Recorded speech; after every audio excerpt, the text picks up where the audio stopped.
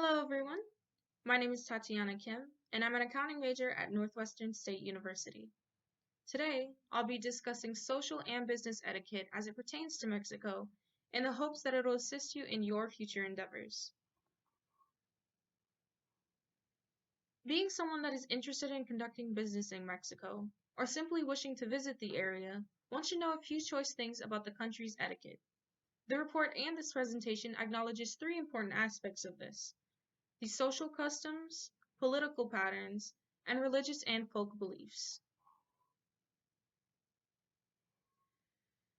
To begin, one should know how to greet someone in Mexico.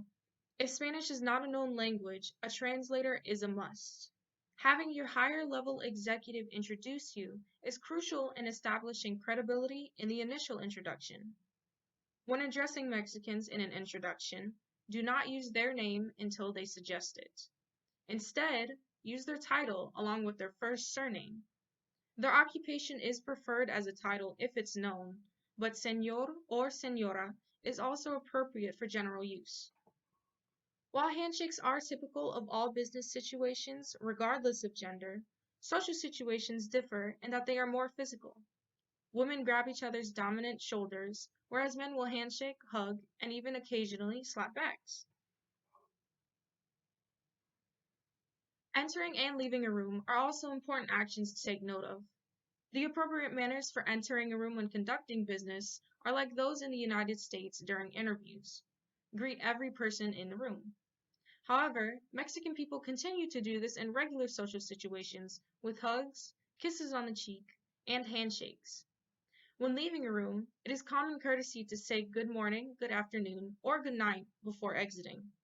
Approaching everyone before doing this is not necessary in this instance.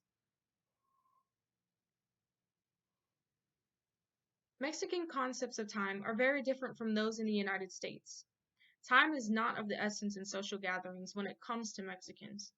Arriving late is expected and, in some cases, arriving on time is seen as rude. This social custom is due to the traffic in cities being a factor in timeliness. Emphasis on people and relationships also plays a big part in the leeway of staying on schedule. In contrast, the opposite is true regarding business meetings. Business partners are expected to arrive to meetings promptly and on time. However, expect that Mexican counterparts may still be late.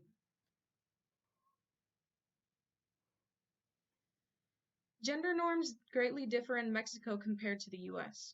Though it is a matriarchal society, it is still male dominated. Women have much less power and are regarded as sexual objects. In business, this is still prominent. While it may be undesirable to tolerate such behavior, women may have to endure this in the workplace to keep positive relations. This means politely declining advances made and remaining composed in order to be taken as seriously as men. There are different gestures and actions that can cause unintentional responses, so take note of them and try to use those to your advantage.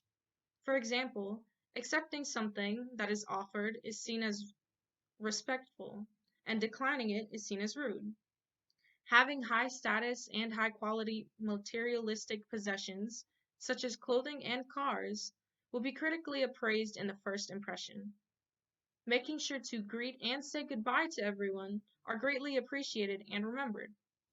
In contrast, standing too far away and avoiding eye contact is seen as unfriendly. Rejecting physical contact such as hugs or handshakes is also viewed negatively. And, in general, directness is harsh. As for political patterns, the threat of a bad relationship with each other's countries could mean a bad beginning for business partnerships. The United States' current president threatened to impose tariffs on Mexico's exports and maintains a negative relationship with the country. There's also a plan for Mexico to become independent on its own natural gas, rather than depend on the United States for 60% of its usage. The plan will take funds from exploration and production businesses that are used to find more natural resources and instead build a new refinery. When it comes down to business, politics are intertwined both in a professional environment and when building relationships. However, talking about politics at a business meeting is not the best idea, Specifically, the United States' policies for trade and immigration weigh in on the majority of the negatives. Because of this, being from the US can unintentionally tarnish a good first impression, arguably one of the most important parts of Mexican partnerships. When speaking on religion, Mexican daily life is heavily influenced by faith. Roman Catholicism is dominant in Mexico, though there is no official religion associated with the country. Church services are available, but religion is most prominent in festivities, events, and idols. Religion is a valued part of life for Mexican people and is prevalent in different facets of everyday life. Keeping religious idols present in the home, drawing crosses with their hands when passing churches, and practice of Catholicism in general.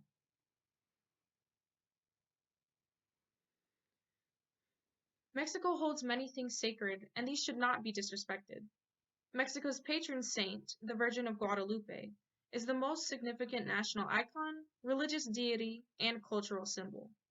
It is disrespectful to speak poorly of her, but many Mexicans have chosen to worship Saint Death instead. The worship of Saint Death has become more popular with those in a lower class and or those that have experienced severe hardship. In Mexico, there are a range of different historical sites that hold religious value and are considered sacred. The following are only a few of these: the Basilica of Our Lady Guadalupe, Chichen Itza, Great Pyramid of Cholula, and Metropolitan Cathedral. Since casual conversations are the way to start every business meeting for Mexicans, it wouldn't be uncommon to talk about personal life, family, and even religion before conducting business. In this case, it is appropriate to answer honestly, as trust is considered a key in partnership with Mexican business people. Respect should also be kept in mind, as religion is a major part of the culture and everyday life in the country. Being non-religious can also be detrimental to a business relationship. So, in conclusion, in Mexico, friendliness, indirectness, and credibility are three key factors to keep in mind in any interaction. This is a direct contrast from the United States, where time is of the essence and directness is preferred.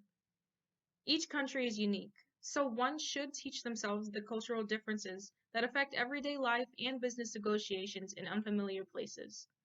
Things that seem frivolous to one's own way of living can be essential in others, sometimes even more crucial than the business at hand.